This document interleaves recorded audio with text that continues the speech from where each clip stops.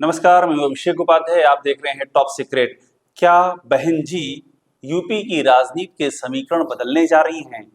आखिरकार ये चर्चा क्यों आम होती जा रही है कि बहन जी लौट रही हैं और बहन जी के लौटने का आशय क्या है? क्या 2027 का पूरा समीकरण बदलने जा रहा है? बहन जी यानी कि मायावती यूपी की नहीं बल्कि देश की राजनीति का वो चमत्कारिक कैरेक्टर रही हैं जिनके बारे में ये माना जाता है कि वो कभी भी तस्वीर को राजनीति की तस्वीर और तकदीर दोनों को बदलने की कुव्वत रखती हैं। ऐसा चमत्कारिक वोट बैंक इस पूरे देश की राजनीति में चंद लोगों या चंद पार्टियों के पास ही है जो इतना लॉयल वोट बैंक है कि उसे बस एक बार लग जाए कि हमारी नेता मैदान में है, वो वोट बैंक अपने साथ में कुछ और महत्वपूर्ण वोट बैंक को जोड़ करके राजनीति का पूरा नक्शा ही पलट सकता है।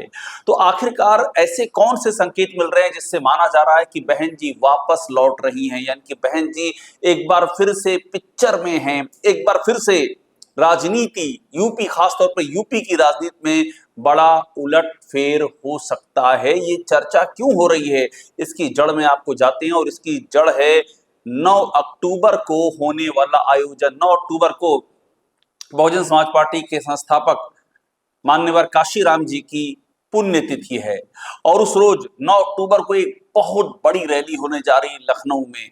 और लखनऊ में तो होगी ही, साथ में यूपी के सभी जिलों में बड़े कार्यक्रम होंगे।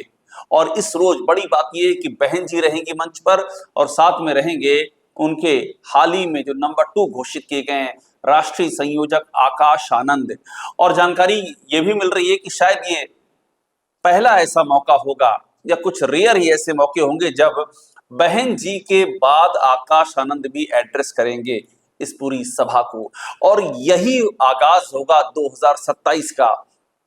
अब बड़ी बात यह है कि 2027 इस दौर में बहन जी कैसे अपनी प्रेजेंस बना सकती हैं या बीएसपी कैसे लड़ाई में लौट सकती है। वो बीएसपी जिसका तेजी से डिक्लाइन हो रहा है 2007 से लेकर के 2000, ये जो अभी 2027 में अगले चुनाव होने जा रहे हैं, 20 सालों में गोमती में बहुत पानी बह गया है। 2007 आप याद कीजिए जब बहन जी अपने दम पर सत्ता में आई थी, 206 सीटें बीएसपी ने जीती थी, वोट शेयर 30% से भी ज्यादा चला गया था। और उसके बाद से लगातार जो ये सफलता की सीढ़ियां हैं वहां से बीएसपी तेजी से फिसलती आ रही है। 2007 के बाद 2012 का चुनाव आता है, 206 सीटों से घट करके सिर्फ और सिर्फ 80 सीटें रह जाती हैं, यानी कि डबल डिजिट में आ जाती है बीएसपी और वोट शेयर 25% के आसपास रह जाता है।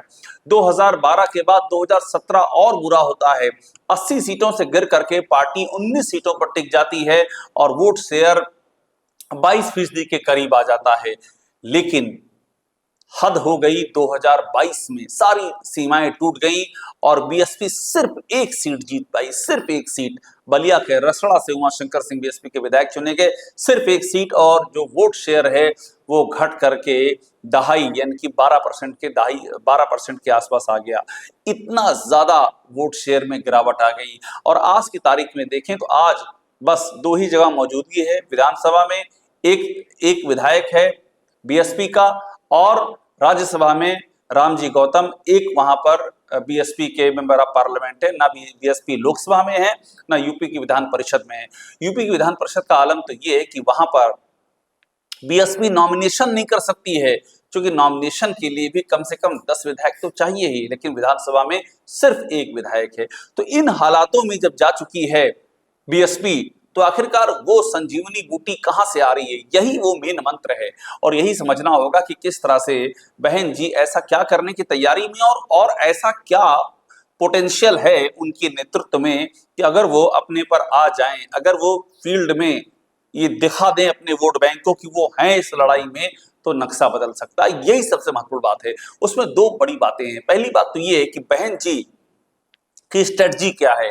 उनकी स्ट्रेटजी बहुत ही क्लियर है। बीएसपी में जो कोऑर्डिनेटर्स हैं उनको निर्देश दे दिए गए हैं जिला पंचायत के लेवल पर और जो विधायक हैं, पूर्व विधायक हैं, उस लेवल पर, ब्लॉक के लेवल पर, गांव के लेवल पर बाकायदा एक जो बीएसपी के संगठन की चेन है उसको पुनर्जीवित किया जा रहा है। लगातार मीटिंग्स हो रही हैं, बूथ लेवल की तैयारियां हो रही हैं, बूथ को मजबूत किया जा रहा है और एक कोर वोट बैंक को खींचने का मैसेज दिया जा रहा है। ये कोर वोट बैंक क्या है? ये बड़ी चाबी है। 2007 याद कीजिए, ब्राह्मण, दलित और मुस्लिम, ये 3 वोट बैंक एक साथ आ गए, बड़े चंक में आ गए और 206 सीटें पा करके बीएसपी ने नया इतिहास रच दिया। वो बीएसपी जिसका इतिहास ये कि 1993 में जब समाजवादी पार्टी का साथ मिला था, वहां से बीएसपी का ग्राफ बढ़ना शुरू हुआ था और उसके बाद इतना बढ़ा कि अपने दम पे सरकार बना ली। इसी वोट बैंक को ब्राह्मण, दलित और ये अल्पसंख्यक है, इन सब को जोड़ करके और उसी हिसाब से अप्रोच किया जा रहा, उसी हिसाब से तैयारियां की जा रही हैं। आने वाले समय में जो तमाम ब्राह्मण सम्मेलन बीएसपी पहले करती थी, भाईचारा सम्मेलन के नाम पे करती थी, प्रबुद्ध वर्ग सम्मेलन के नाम पर करती थी, जो सम्मेलन करती थी जोड़ने का ब्राह्मणों को, दलितों को, मुस्लिम्स को, ये फिर से शुरू होने जा रहे हैं और बड़े पैमाने पर शुरू होने जा रहे हैं। आकाश आनंद की अगुवाई में युवाओं को आकर्षित किया जाएगा और नई टेक्नोलॉजी के जरिए, चूंकि टेक्नोलॉजी बदल चुकी है और बीएसपी में इस पर काम चल रहा है, बीएसपी के ऐप से लेकर के जो सोशल मीडिया के माध्यम है, उन सब में ये कोशिश चल रही है। इस बीच में पंचायत चुनाव आने वाला है। पंचायत चुनाव को लेकर के बीएसपी की बड़ी तैयारी है। बीएसपी की ये पहली, आप ये मान लीजिए कि ये सेमीफाइनल होगा जिसमें बीएसपी अपनी प्रेजेंस दिखा देगी। पूरी ताकत से बीएसपी इस पंचायत चुनाव को लड़ने जा रही है और इसकी तैयारियां भी शुरू हो गई हैं। एक बड़ी बात है गठबंधन को लेकर के, आपको याद होगा बिहार का चुनाव, बिहार के पिछले चुनाव में यानी कि 2020 में बीएसपी ने गठबंधन किया था, एआईएमआईएम से, रालोसपा से किया था और एक विधायक बीएसपी का जीता था जो बाद में जेडीयू में शामिल हो गया। इस बार बीएसपी गठबंधन को लेकर के बहुत अलर्ट है कि आखिरकार गठबंधन किस तरह से की जाए और उससे बीएसपी के कोर वोट बैंक जो है उसको क्या मैसेज जाए, वो किस तरह से डटा रहे। चंद्रशेखर को लेकर के भी रणनीति बनाई गई है कि किस तरह से चंद्रशेखर के बढ़ते उभार के चलते जो वोट बैंक शिफ्ट हुआ है चंद्रशेखर की आजाद समाज पार्टी में, उसको भी लौटाया जाए। इस पर भी पूरी नजर बनी हुई है, इस पर भी पूरी योजना बनी हुई है। और एक बड़ी अहम बात यह है कि बहन जी का जो मूवमेंट है, जो बहन जी का दौरा है, जो बहन जी की प्रेजेंस है, वो भी इधर पिछले सालों में काफी घट गई है, उसको भी बढ़ाने की तैयारी, क्योंकि बहन जी के अंदर आज भी वो करिश्माई अपील है कि अगर वो कुछ जगहों पर चली जाएं तो उनके जाने भर से एक मैसेज चला जाता है। ये माना जाता है कि एक बड़ी ताकत है। और एक बात और बड़ी इंपॉर्टेंट है, वो ये है कि आज भी बीएसपी अंदर खाने माना जा रहा है कि कांग्रेस की पहली पसंद है। यूपी में 2027 के गठबंधन के लिए कांग्रेस के भीतर आज भी एक तबका है जो चाहता है कि गठबंधन समाजवादी पार्टी से ना हो, गठबंधन बीएसपी के साथ हो, उनको ज्यादा लेवरेज मिलेगा। और जो वही मैंने आपको जो बताया, ये ब्राह्मण, मुस्लिम, दलित का ये जो पूरा नेटवर्क, ये जो पूरा एक बन रहा है, त्रिकोण बन रहा है, इसमें भी कांग्रेस का कोर वोट बैंक और बीएसपी का कोर वोट बैंक मैच करता है, इसलिए वो बड़ा फॉर्मिडेबल कॉम्बिनेशन बन जाएगा। तो ये भी एक बड़ा एक मिशन है कि क्या ऐसा भी हो सकता है कि ऐन मौके पर गठबंधन में भी एक बड़ा चेंज आ जाए और कांग्रेस और बीएसपी के बीच में बातचीत आगे बढ़ जाए। इसको लेकर के भी तमाम तरह के कयास लगाए जा रहे हैं कि इसमें भी कोई हैरानी की बात नहीं है।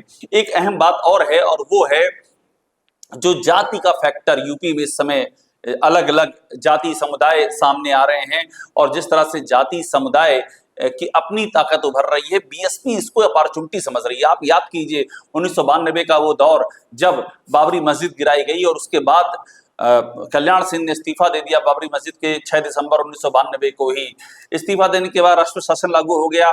करीब 4 महीने बाद चुनाव हुए और उस चुनाव में मुलायम सिंह यादव और काशीराम मिले और नारा लगा कि मिले मुलायम काशीराम, हवा में उड़ गए जय श्री राम। पूरा हिंदुत्व के अम्ब्रेला को मोड़ दिया गया जाति संरचना की ओर से और जाति जो अलग अलग समूह हैं उनको एकजुट करके बहुत बड़ी सफलता हासिल कर ली समाजवादी पार्टी और बीएसपी के गठबंधन ने।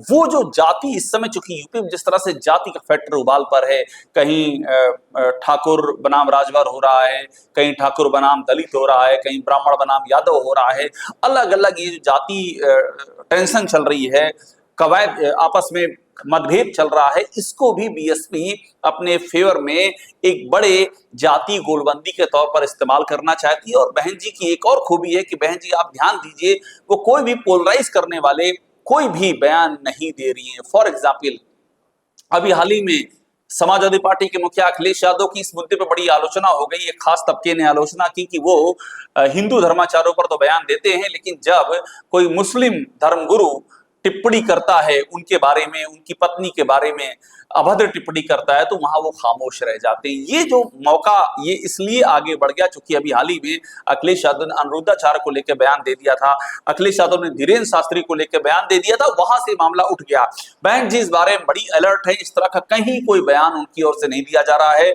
उनका बयान बड़े पिन पॉइंटेड हैं, मुद्दों से जुड़े हुए हैं, और यही सारी चीजें हैं जो कहा जा रहा है कि स्ट्रेटजी है, ये एक दिन में नहीं हो रहा है। इस 2026 की शुरुआत से बहन जी का जो एग्रेसिव स्टैंड है वो भी सामने आएगा, और 9 अक्टूबर से एक भूमिका तैयार हो जाएगी 2027 के लिए। और ये तय मानिए कि अगर वाकई में बहन जी इज बैक, अगर बहन जी वापसी करती हैं, अगर बहन जी इस पूरी ताकत से लड़ाई में आती हैं, तो 2027 की यूपी की कहानी बहुत ही अप्रत्याशित हो जाएगी। आप अंदाज नहीं लगा सकेंगे कि सत्ता का ऊंट किस करवट को बैठने जा रहा है। टॉप सीक्रेट को देखते रहिए, लाइक कीजिए, सब्सक्राइब जरूर कीजिएगा।